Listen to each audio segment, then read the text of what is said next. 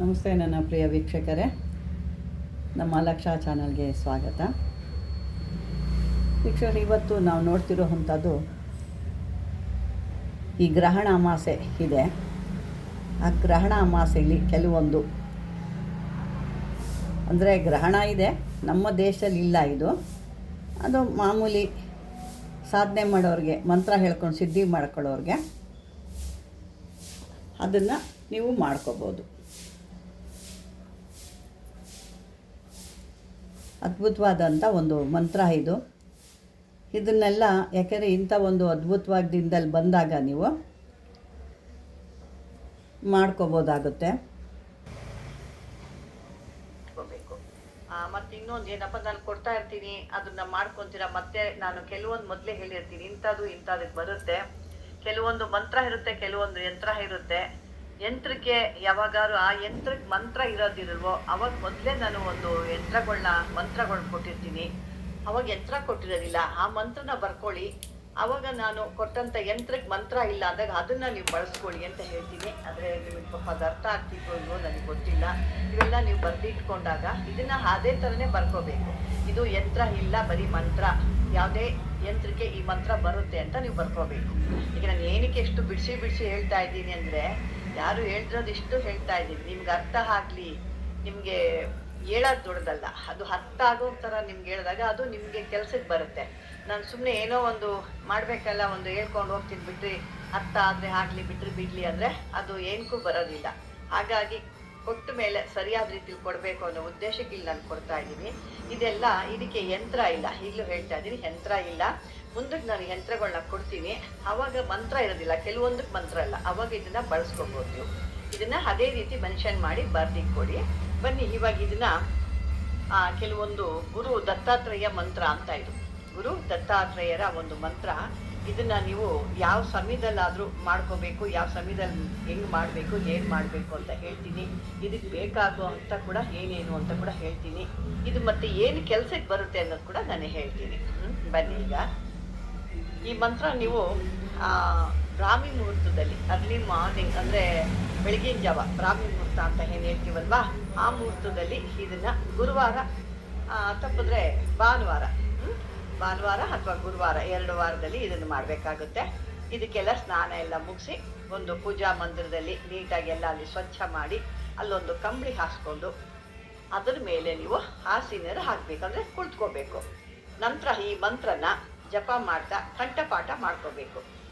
ಕಂಠಪಾಠ ಮಾಡ್ಕೊಂಡಾದ್ಮೇಲೆ ಯಾರೇ ಸಾಧಕನಿರ್ಬೋದು ಅಥವಾ ಯಾರೋ ಸಾಧಕರು ಹೆಣ್ಮಕ್ಳು ಕೂಡ ಇರ್ಬೋದು, ಇದನ್ನ ಕಂಠಪಾಠ ಮಾಡಾದ್ಮೇಲೆ ಒಂದು ನಿರ್ಜನವಾದ ಪ್ರದೇಶದಲ್ಲಿ, ಅಂದರೆ ಯಾರು ಸಂಚಾರ ಮಾಡಿರೋಂಥ, ಯಾವುದು ಶಬ್ದ ಬರೆದಿರೋಂಥ ಒಂದು ಪ್ರಶಾಂತವಾದ ಸ್ಥಳ ಅಂತ ಹೇಳ್ತೀವಿ. ಅಂಥ ಸ್ಥಳದಲ್ಲಿ ಯಾವ್ದಾರ ಒಂದು ದೇವಸ್ಥಾನದಲ್ಲೋ ಅಥವಾ ನೀರಿನಲ್ಲೋ ಇದನ್ನು ಕುತ್ಕೊಂಡು 1008 ಬಾರಿ ಮತ್ತೊಮ್ಮೆ ಜಪ ಮಾಡಬೇಕು.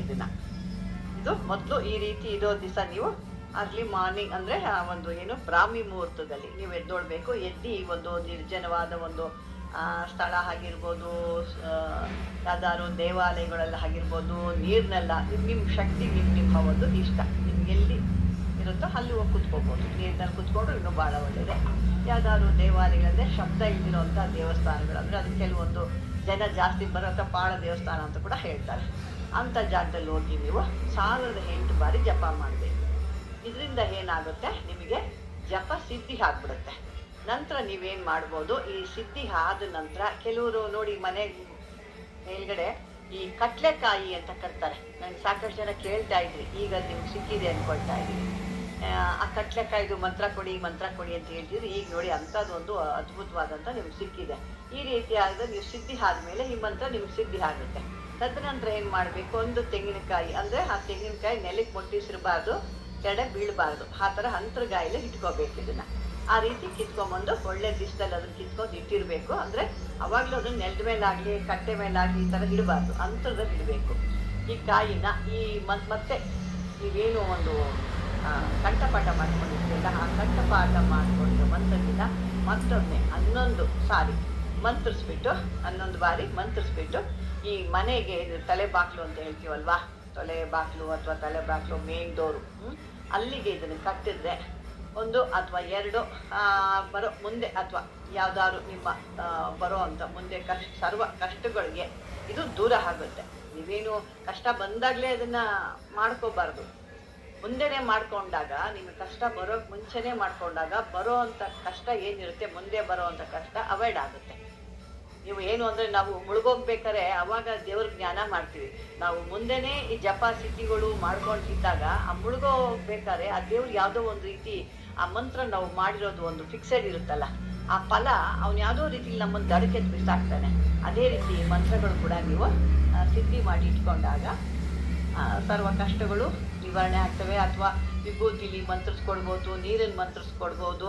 ಹೀಗೆ ಸಾಕಷ್ಟು ದೇಹದಲ್ಲಿ ರೋಗಗಳಿರೋರಿಗಂತೂ ಈ ನೀರುಗಳು ಮಂತ್ರಿಸ್ಕೊಟ್ರೆ ಕೂಡ ಅವ್ರಿಗೆ ಕುಡಿಯೋದು ಕೊಟ್ಟರು ಕೂಡ ಇದು ಭಾಳ ಒಳ್ಳೆ ಕೆಲಸ ಮಾಡುತ್ತೆ. ಯಾವುದೇ ರೀತಿ ಮಂತ್ರಿಸ್ಬೇಕಾದ್ರೆ ಮಾತ್ರ ಇದು ಭಾನುವಾರ ಗುರುವಾರಗಳಲ್ಲೇ ಮಂತ್ರಿಸ್ಬೇಕು. ವೀಕ್ಷಕರೇ, ಇದೊಂದು ಅದ್ಭುತವಾದಂಥ ಒಂದು ಇದು ಈ ದತ್ತಾತ್ರೇಯರದು ಅಂತಂದರೆ ಇದು ನೀವು ಮೊದಲೇ ಸಿದ್ಧಿ ಮಾಡಿಟ್ಕೊಂಡಾಗ ನಿಮಗೆ ಯಾವಾಗಾದ್ರು ಇದಂತೂ ಮನುಷ್ಯ ಅಂದಮೇಲೆ ಕಷ್ಟ ಅನ್ನೋದು ಮೂಗಿನಲ್ಲಿ ನೆಗಡಿ ಇರೋ ಥರ ಅಲ್ವಾ, ಯಾವಾಗಾದ್ರು ಇದ್ದೇ ಇರುತ್ತೆ ಮನುಷ್ಯನಿಗೆ.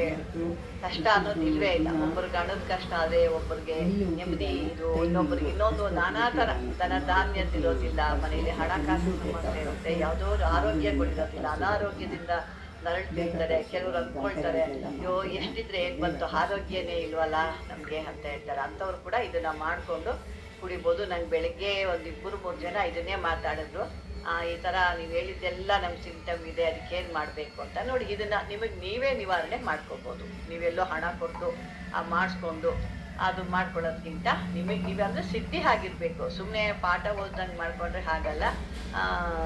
ಸಿದ್ಧಿ ಆಗಿರೋ ಥರೋರಿದ್ರೆ ಇದನ್ನು ಮಾಡ್ಕೊಳ್ಳಿ, ಅಥವಾ ಆಗಿರೋರ ಕಡೆಯಿಂದ ಇದನ್ನು ಮಾಡಿಸ್ಕೊಂಡು ಆ ನೀರಾದರೂ ಕುಡಿಬೋದು.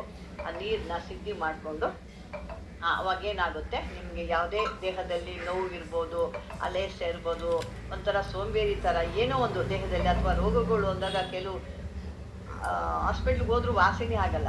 ಅವಾಗ ಹೋದಾಗ ಏನೋ ಕಮ್ಮಿ ಆಗ್ತಾವೆ, ಮತ್ತೆ ಯಥಾ ಪ್ರಕಾರ ಇರ್ತಾರೆ. ಈ ರೀತಿನ ನೀರನ್ನ ನೀವು ಒಂದು ದೊಡ್ಡ ಇದರಲ್ಲಿ ಮಾಡಿ ಇಟ್ಕೊಂಡು ಅವಾಗ ಈ ನೀರು ಏನು ನೀವು ದಾವ ಆದಾಗೆಲ್ಲ ಕುಡಿತೀರಲ್ವಾ, ಆ ರೀತಿ ಮಾಮೂಲಿಯಾಗಿ ಕುಡಿತಾನೆ ಇರಬೇಕು. ಒಂದು ದೊಡ್ಡ ಪಾತ್ರೆಲ್ಲೋ ಅಥವಾ ದೊಡ್ಡ ಕ್ಯಾನಲ್ಲೋ ಮಾಡಿ ಇಟ್ಕೊಂಡ್ಬಿಟ್ರೆ ಇಂಥ ಟೈಮಲ್ಲಿ ಮಾಡಿ ಇಟ್ಕೋಬೇಕು, ಯಾವಾಗಲೂ ಮಾಡೋ ಅಂಥದ್ದೆಲ್ಲ. ಈ ಗ್ರಹಣಗಳಲ್ಲಿ ಮಾಡಿ ಇಟ್ಕೊಂಡಾಗ ಭಾಳ ಅದ್ಭುತವಾಗಿ ಕೆಲಸ ಮಾಡುತ್ತೆ. ಇಂಥ ಸಮಯದಲ್ಲಿ ಮಾಡಿ ಇಟ್ಕೊಂಡಾಗ ನಿಮಗೆ ಬೇರೆಯವ್ರಿಗೂ ಕೊಡ್ಬೋದು, ನೀವು ಕೂಡ ಕುಡ್ಬೋದು, ನಿಮಗೆ ನೀವೇ ಕೂಡ ಮಾಡಿಕೊಂಡು ನಿಮಗೆ ನೀವೇ ಕುಡ್ಬೋದು. ಎಷ್ಟು ರೋಗ ಇರ್ಬೋದು, ಈ ದೃಷ್ಟಿಗಳಿರ್ಬೋದು, ಮತ್ತು ಈ ತಲೆ ಬಾಗ್ಲಲ್ಲಿ ಕಟ್ಟೋ ಅಂಥ ಅಂತರ್ಕಾಯಿ ಅಂತ ಹೇಳ್ತಾರೆ ಕೆಲವರು, ಅಥವಾ ಕಡಲೆಕಾಯಿ ಅಂತ ಹೇಳ್ತಾರೆ. ಒಬ್ಬೊಬ್ಬದೊಂದು ಕಡೆ ಹೇಳ್ತಾರೆ. ನಿಮಗೆ ಯಾವ ರೀತಿ ಬೇಕೋ ಅದನ್ನು ಅರ್ಥ ಮಾಡ್ಕೊಳ್ಳಿ.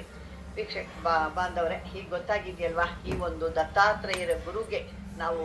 ಮತ್ತೆ ಈ ಮಂತ್ರದಿಂದ ಇನ್ನೊಂದು ರೀತಿ ನಿಮಗೆ ಅನುಕೂಲ. ದತ್ತಾತ್ರೇಯರು ಅಂದ್ರೆ ಹೇಳಿ ಗುರು. ಈ ಮಂತ್ರದಿಂದ ಗುರು ಇಲ್ದಿರೋರಿಗೆ ಗುರು ಒಂದು ಯೋಗ ಕೂಡ ಬರುತ್ತೆ.